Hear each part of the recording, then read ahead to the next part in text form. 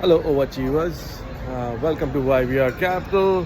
This is your buddy Sid from Shanghai. I'm on my tour of the real estate markets around the world. So, right now in a mall in Shanghai, it's one of the commercial district areas, and this is the lunch hour on a Monday morning. What we're trying to do here is figure out the mood of the commercial real estate. So we're gonna cover all different aspects of real estate in China and how it's having an impact on the markets all over the world. So just to give you a sense of how things work here in the commercial real estate, on top, as you can see, is the is basically the entertainment. So your movie theaters on top, and then you go down into the eating places, level down, and then I'll just move a little, and you can get a sense of this. And then there's shops, and then at the base, at the entrance, you have the best shops. So that's usually how it's structured. As you can see, it's lunchtime. It's starting to get pretty busy. So let's just walk around here a little. We're gonna go on that other side, and we're gonna figure out what the demand is. So as you can see, it's pretty packed. So when they say, "Oh, the Chinese consumer is not spending," well, not in the first tier market. So as you can see, these are not your the average shop. These are quite decent shops. More of the office crowd is here, so by necessity, they have to eat somewhere. So that is where we are. So yeah, let's just walk this way. Yeah, so as I was saying, what it seems like, there's zero occupancy, zero vacancies here. So occupancy in the malls are quite high, and it's not just that it is fake demand, that they're like priced into a contract that they can't sustain. As you can see, it's quite packed, and there's like folks spending money on food for sure. So eating out definitely is a big thing here, and as you can see, the demand is quite good, and the consumer seems to be strong here. I guess as long as you have like a good job, you are in a good position to spend money. So that is a pretty good deal from an occupancy point of view, as in the retail occupancies. All the shops, I don't see any boarded up spaces like you will see in San Francisco. So I would say you compare the tier 1 cities in the US to tier 1 cities in China, and yeah, it seems that right now there is no on the surface stress on the tier 1 market.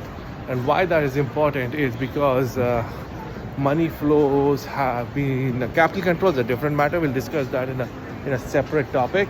However, what it seems that is that the normal demand is pretty strong.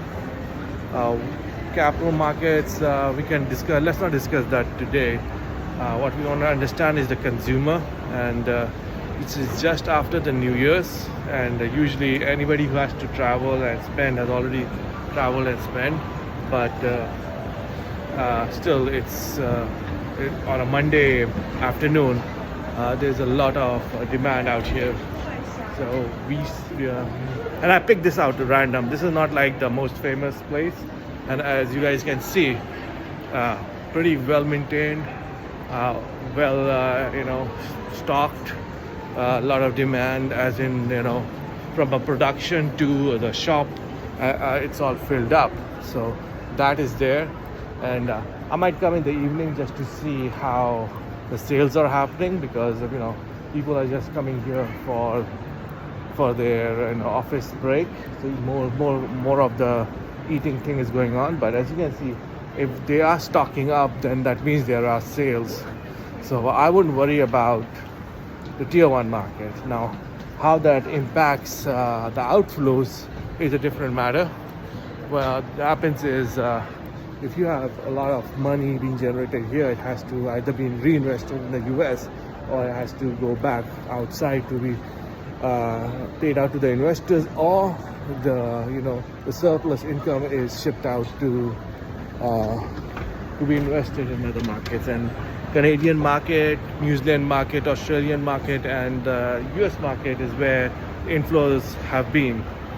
With the capital controls, they might have slowed down, but it seems that the upper echelon of the society here has enough money to be sustained for another 2-3 years.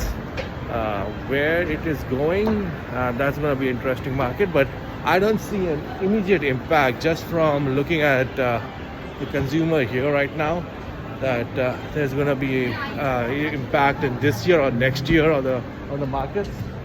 So the needle is not going to move on the consumer side. So it's going to be more, we have to figure out where the demand destruction is happening. It's not happening in the commercial real estate here for sure. So it's a tale of two stories, where in the Western world, I would say, at least in the American world, the market is going down for commercial real estate as you move into online. Here it seems that they are using these malls as more of a branding thing than anything else. So you establish brand presence in the mall, and maybe they get a better deal, like that the discounts, shoppers go online, get the discounts of Temu, Alibaba Pay, but you establish your brand by having a presence here. So you need to have a presence on the malls, and that's why the commercial real estate is still, this is a nice mall. Like, you don't see a mall like this in the US. And then you have a good old Apple store, and it's, I don't know, it's quite packed. Apple is there, it's quite packed. There seems to be demand. I actually see people buying Apple stuff here, and it is 200% duty. So like, if they can buy this, that means, you know, the young consumer have money. The young folks have money, and they're willing to spend it. Yeah, it's gonna be interesting. So I'm gonna check out another ball, but hang on with me. Big picture, seems like tier 1 city commercial real estate is quite stable. So don't think it's going to be the same story that we're seeing in the US play out in China, where commercial real estate is a drag. Seems like commercial real estate, the existing one that they have, is quite good.